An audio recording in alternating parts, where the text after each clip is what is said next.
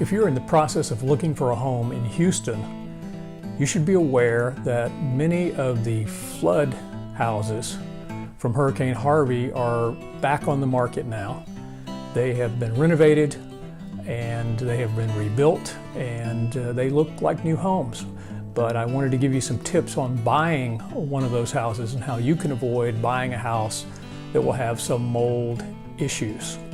The first item you want to look at when buying a remediated house, a flood house, is, was the remediation done correctly? That is, was a plan followed?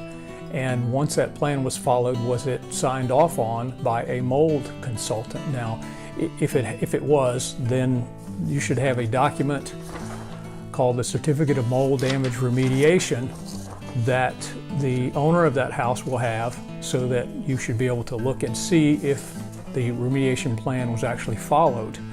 The second part you want to look at is, when the house was rebuilt, was it actually rebuilt correctly? Was it rebuilt by a reputable local builder? Was it rebuilt by investors? And in some cases, it may have even been rebuilt by a homeowner, which would be a big red flag, of course.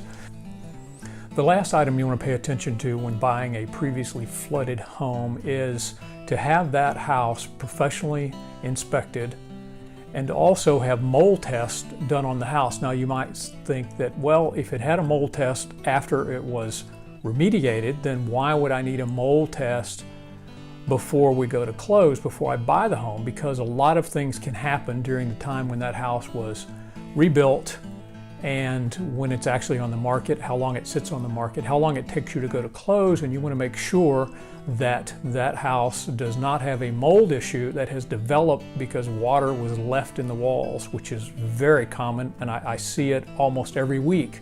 And just recently I was in a house that I did an inspection on. The house looked great. It looked like a new home. Once we ran the mold test, we discovered that it had a significant mold issue inside the house, which would really keep someone from actually living in the house. The mold was so bad. And so obviously my buyer was upset about that, and was able, though, to back out of purchasing that particular home before they moved in and discovered that it was a problem, and that problem would be theirs once they moved in. So again, hopefully these three things have helped you in making up your mind about buying a house that's a previous flood house.